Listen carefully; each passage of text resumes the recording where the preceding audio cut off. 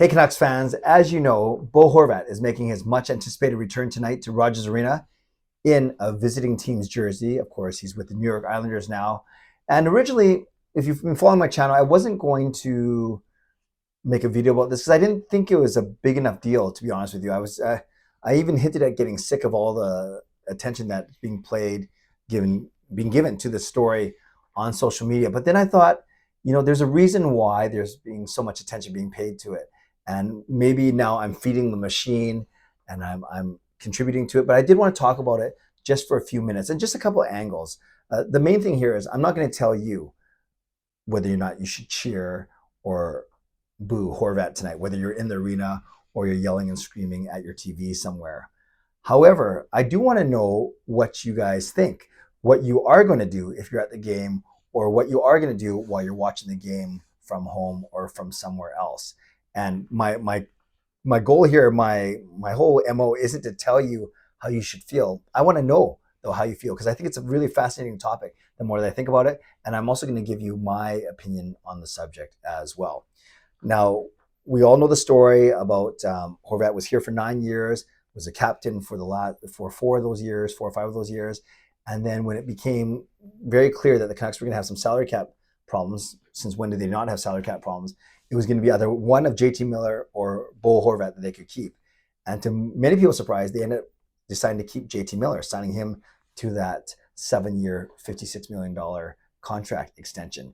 And I remember, and I've said this many times on my channel, it was my brother Jason who about 2 years ago, a year before anyone else was thinking of it, at least publicly, he was the one who said to me, you watch, Clay, they're going to keep JT Miller and they're going to trade Bo. I said, there's no way they're going to trade Bo. He's their captain. He's one of the most consistent players. JT Miller is up and down.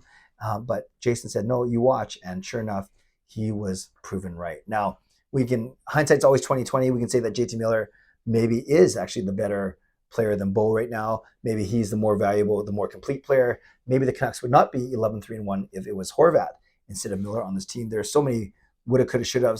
So that's not the job of, that's not my role here right now. My role is just simply to facilitate a discussion as to whether or not you would cheer or boo Bo and how much you would. Because last night on my live stream, I put it up there.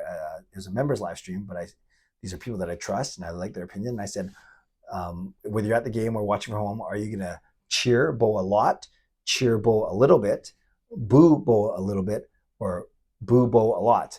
And 78% was in the cheer side. About 45% was like cheer him a little. Another 35% was, or a little bit less than that, was cheer him a lot. So between 75 and 80% was cheer, and then only just a bit over 20% was some degree of booing Horvat. If I was at the game, I'm not at the game because Wednesday night's my church night, but if I was at the game, I'm pretty sure I would cheer him. He was my favorite player when he was on the Vancouver Canucks. I got to meet him a couple times. I wrote a couple songs about him. And overall, I appreciated that he was the face of the franchise through some really, really tough times. You think of COVID, you think of the bubble, you think of, when the Black Lives Matter, the social justice movements. Bo Horvat was front and center and didn't shy away from it. Sure, he might not be as expressive or as fiery as other people, other spokesmen, other captains even, but he never shied away from getting in front of the camera, in front of the microphone.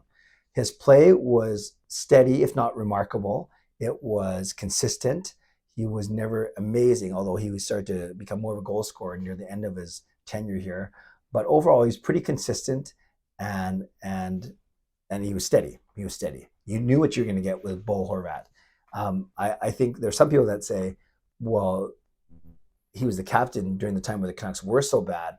But just because that doesn't mean you boo him, though, just because of that. And again, I got to be careful. I'm not telling you what you should or shouldn't do. I'm just kind of expressing how I feel about it. And of course, people that want to boo him are pointing to his infamous rinkside interview when I think the Islanders were either just clinch a playoff spot or on the verge of clinching a playoff spot.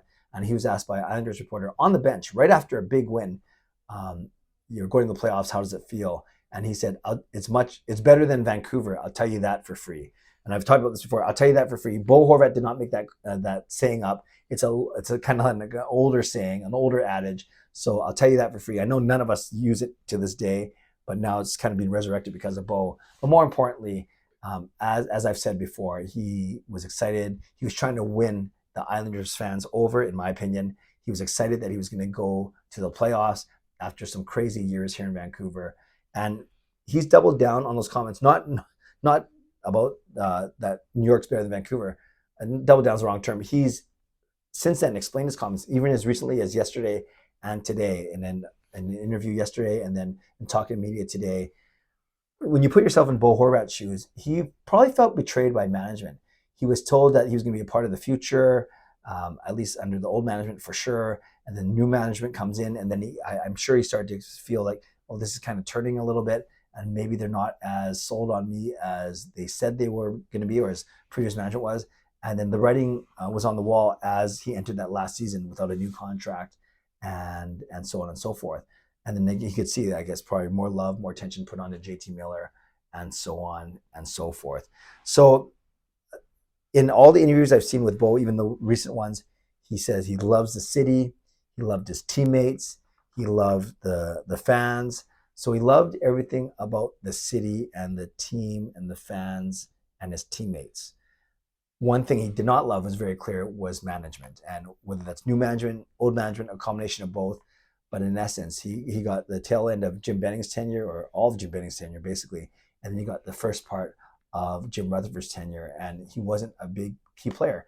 He wasn't going to be a big piece as part of Rutherford and Arvin's picture vision for the team. So, of course, he'd be upset. Of course, he'd be bitter. And if he's on the verge of making the playoffs and he's got 18,000 fans cheering and you probably get pretty pumped up and say something like that as well. I know, speaking of my brother, I know he says he would argue differently. He would say, well, he would never hear Smeal or Naslin or Linden or the Sedins say such a thing. So I get that point, and I have time for that point as well.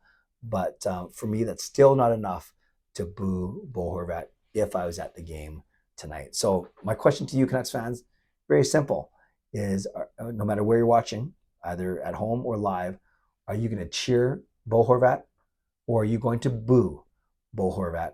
And let me know in the comments why. I think it's a fascinating topic, one that I wasn't going to vlog about, but I think I should, just because it's the biggest topic in Vancouver right now. And if you haven't checked out my video from earlier today about Carson Soucy's injury, make sure you do so. And yeah, for this video specifically though, let me know if you're going to cheer or boo Bo Horvat. Shout out to my sponsors, Van City Experts Real Estate, Perform and Transform, Personal Training, Weight Loss. Thank you, legendary Lucas Gates, legendary Carol Bovenlander, legendary Andrew Chang, Hall of Fame and franchise members as well. Thanks for your support. And to all of you for watching, for liking and subscribing, thank you. I always appreciate you.